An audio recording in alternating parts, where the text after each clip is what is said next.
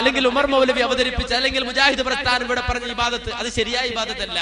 ഖുർആൻ തെളിവുണ്ട്. ഖുർആനിൽ ആയത്തങ്ങ് ഓതി കൊടുത്താൽ പോരെ, ഹദീസങ്ങ് വായിച്ചു കൊടുത്താൽ പോരെ, ഒളിയൂലേ? പക്ഷെ അത് ഉദ്ധരിക്കാൻ, അത് പറയാൻ ജമാഅത്തെ ഇസ്ലാമിക്ക് കഴിയില്ല, ഉദ്ധരിക്കാൻ കഴിയില്ല. അതുകൊണ്ട് ഉമർ മൗലവിയുടെ സൽസബീൽ, ആ സൽസബീൽ എടുത്തുകൊണ്ട് കോട്ടിമാട്ടി അവതരിപ്പിക്കുകയാണ്.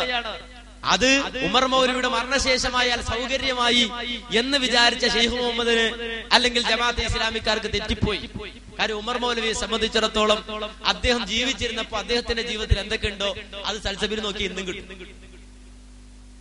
ആരൊക്കെ കത്തെഴുതി, ആരൊക്കെ പാരപണിതു, ആരൊക്കെ എന്തൊക്കെ ചെയ്തു, ആരൊക്കെ തന്നോട് എന്തൊക്കെ പറഞ്ഞു, ഉമർ മൗലവിയെ സംബന്ധിച്ചിടത്തോളം അദ്ദേഹത്തിന്റെ ജീവിതം എന്തായിരുന്നു വന്നത് അദ്ദേഹത്തിന്റെ സൽസബിയിലൂടെ മനസ്സിലാക്കാൻ കഴിയുന്ന രൂപത്തിൽ ഇന്നും അതൊക്കെ നിലനിൽക്കുകയാണ്.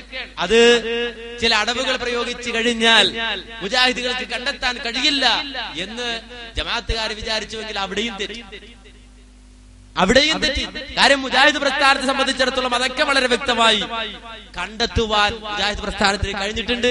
മുജാഹിദ് പ്രസ്ഥാനത്തിലെ പ്രവർത്തകരിൽ ഭൂരിപക്ഷത്തിന്റെ കയ്യിലും ആ സൽസബീലുകളൊക്കെ ഉണ്ട്. അതുകൊണ്ട് ആ തെറ്റിദ്ധാരണ വേണ്ടതില്ല. എന്താണ് ഇങ്ങനെ വിശദീകരിക്കാൻ കാരണം? ഇബാദത്തിനിടയ്ക്ക് ഒരു ഉമർ മൗലവി, എന്താ ഉമർ മൗലവി വരാൻ കാരണം? നമ്മൾ കൊണ്ടുവന്നല്ല, നേരെ മറിച്ച് മരണശേഷവും ഉമർ മൗലവിയെ സംബന്ധിച്ചിടത്തോളം അദ്ദേഹത്തെ ഈ വിഷയത്തിലേക്ക് വിളിച്ചു കൊണ്ടുവന്നത് ഷെയ്ഖ് മുഹമ്മദ് കാരക്കുന്നാണ്. ആ കാരക്കുന്ന് ഉമർ മൗലവി വിളിച്ചുകൊണ്ടുവരുമ്പോ എങ്ങനെ വിളിച്ചുകൊണ്ടുവന്നത്? ഒരു കള്ളനായ ഉമർ മൗലവിയെ ചിത്രീകരിച്ചുകൊണ്ട്, ഒരു കള്ളനായ ഉമർ മൗലവി അവതരിപ്പിച്ചുകൊണ്ട്. നിങ്ങൾ ആലോചിക്കണം, ചിന്തിക്കണം. അങ്ങനെ കള്ളനായിക്കൊണ്ട് ഉമർ മൗലവി അവതരിപ്പിച്ചുകൊണ്ടാണ് ഇബാദത്ത് എന്ന് പറയുന്ന ഈ വിഷയം ഉമർ മൗലവിയുടെ മരണശേഷം ജമാഅത്തെ ഇസ്ലാമിയുടെ ഏതോ ഒരു അടുക്കളപ്പുറയിൽ നിന്നുകൊണ്ട് ഷെയ്ഖ് മുഹമ്മദ് കാരക്കുന്ന് വിശദീകരിക്കുമ്പോൾ അവതരിപ്പിക്കുന്നത്. നിങ്ങൾ ആ വാചകം വ്യക്തമായി ഒന്ന് കേൾക്കുക. ഈ കാര്യത്തിൽ ജമാഅത്ത് വിമർശകരുടെ കേരളത്തിലെ ഏറ്റവും പ്രമുഖനായ നേതാവായി, ഗുരുവായി അറിയപ്പെടുന്ന പരേതനായ ഉമർ മൗലവി സാഹിബ് എഴുതുന്നു: ഇബാദത്തിന് അനുസരണം എന്ന് അർത്ഥം വെക്കൽ ശരിയാവുമോ എന്ന് ഞാൻ പരിശോധിക്കാൻ തുടങ്ങി. വളരെയധികം പണ്ഡിതന്മാരുമായി ചർച്ച ചെയ്തു. വളരെയധികം ഗ്രന്ഥങ്ങൾ പരിശോധിച്ചു. സർവാംഗീകൃതമായ ലിസാനുൽ അറബ് എന്ന മഹാ ഡിക്ഷണറി അന്ന് കേരളത്തിൽ എവിടെയും ഉണ്ടായിരുന്നില്ല. ഉമറാബാദിൽ പോയി അതും നോക്കി. അവസാനം എനിക്ക് അങ്ങേയറ്റം ബോധ്യപ്പെട്ടു, അനുസരണം എന്ന് ഇബാദത്തിന് അർത്ഥം വെക്കാൻ പറ്റുകയില്ല. Salsabeel May 20, 1996, page 6-7. 1996 അഥവാ ഏകദേശം 10 കൊല്ലം മുമ്പാണ് ഉമർ മൗലവി സാഹിബ് ലിസാൻ അറബി എന്ന ഗ്രന്ഥം പരിശോധിച്ചപ്പോൾ പോലും ഇബാദത്തിന് അനുസരണം എന്ന അർത്ഥം പറയാൻ പറ്റുകയില്ലെന്ന് അദ്ദേഹത്തിന് ബോധ്യമായി. ഇത് യഥാർത്ഥത്തിൽ വസ്തുതാപരമായ പൂർണ്ണമായ അബദ്ധമാണ്. ആർക്കാ മനസ്സിലാക്കാൻ കഴിയാതിരിക്കുക? ഇതാണ് ലിസാനുൽ അറബ് എന്ന വിഖ്യാതമായ അറബി ഭാഷയിലെ ഡിക്ഷണറി. ഇതിൽ ഇബാദത്ത് എന്ന പദത്തിന് നൽകിയ അർത്ഥം സംശയരഹിതമായി ആർക്കും മനസ്സിലാക്കുവാൻ കഴിയും. ഇബാദത്ത് എന്ന പദത്തിന് കൊടുത്ത അർത്ഥം ഇബാദത്തു അത്വാഅത്തു. മാത്രമല്ല ഇയ്യാക നഅ്ബുദു എന്നതിന് ഐ നുതിഉ അത്വാഅ. അപ്പോൾ ഇയ്യാക നഅ്ബുദു എന്നതിനും ലിസാൻ അറബിയിൽ കൊടുത്തത് നുതിഉ, ഞങ്ങൾ നിന്നെ അനുസരിക്കുന്നു എന്നാണ്. അൽ ഇബാദത്ത് എന്നതിന് അത്വാഅത്ത്, അനുസരണം എന്നാണ് അർത്ഥം കൊടുത്തിരിക്കുന്നത്. അഥവാ യഥാർത്ഥത്തിൽ ഇബാദത്ത് എന്ന പദത്തിന് ഇവിടെ ലിസാൻ അറബിയിൽ സംശയരഹിതമായി കൊടുത്തിരിക്കുന്നു അനുസരണം എന്നർത്ഥം. എന്നിട്ടും ബഹുമാന്യനായ ഉമർ മൗലവി സാഹിബിന് ലിസാൻ അറബ് ഉമറാബാദിൽ പോയി പരിശോധിച്ചിട്ടും ഇബാദത്തിന് അനുസരണം എന്നർത്ഥം പറയാൻ പറ്റുകയില്ല എന്നാണ് അദ്ദേഹത്തിന് ബോധ്യമായതെന്നാണ് പറയുന്നത്. ഉമർ മൗലവി സാഹിബിന് അറബി അറിയില്ലെന്ന് ആരെങ്കിലും പറയുമോ? ഏതൊരു ഹൈസ്കൂളിലോ UP സ്കൂളിലോ പഠിപ്പിക്കുന്ന അറബി അധ്യാപകന് പോലും അറിയാം അൽ ഇബാദത്തു അത്വാ എന്ന് പറഞ്ഞാൽ അതിന്റെ അർത്ഥം എന്താണെന്ന്. അപ്രകാരം തന്നെ ഇയ്യാക നഅ്ബുദു ഐ നുതിഉ അത്വാ എന്നതിന്റെ അർത്ഥം എന്താണെന്ന് ഒരു സാധാരണ അറബി അധ്യാപകൻ, LP സ്കൂളിൽ പഠിപ്പിക്കുന്ന അറബി അധ്യാപകന് പോലും അറിയാം. ഇക്കാര്യം ഉമർ മൗലവി സാഹിബിന് അറിയില്ലെന്ന് ആരെങ്കിലും പറയുമോ? അപ്പോൾ എന്താണ് സംഭവിച്ചത് എന്ന് എന്റെ പ്രിയപ്പെട്ട സഹോദരി സഹോദരന്മാർ ആലോചിക്കുകയും ചിന്തിക്കുകയും മനസ്സിലാക്കുകയും ചെയ്യേണ്ടതുണ്ട്. അപ്പൊ എന്താ സംഭവിച്ചത്?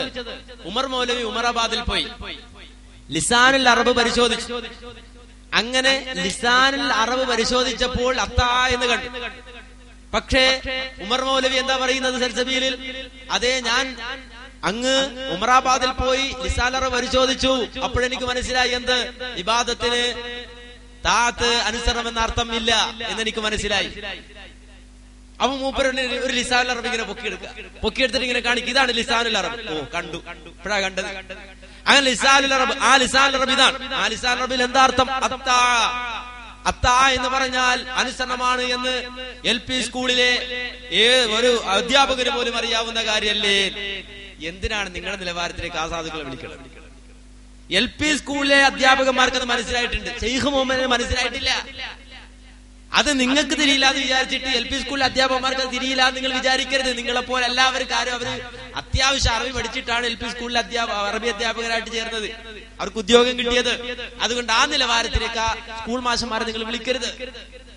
എന്ന് മാത്രമല്ല, ഇവിടെ കാണിച്ച കൃത്രിമം, ആ കൃത്രിമം എന്താണ് എന്ന് നിങ്ങൾ മനസ്സിലാക്കേണ്ടത്, വ്യക്തമായി മനസ്സിലാക്കേണ്ടതുണ്ട്. എന്താണ് ഇവിടെ ഉമർ മൗലവി പറയുന്നത്?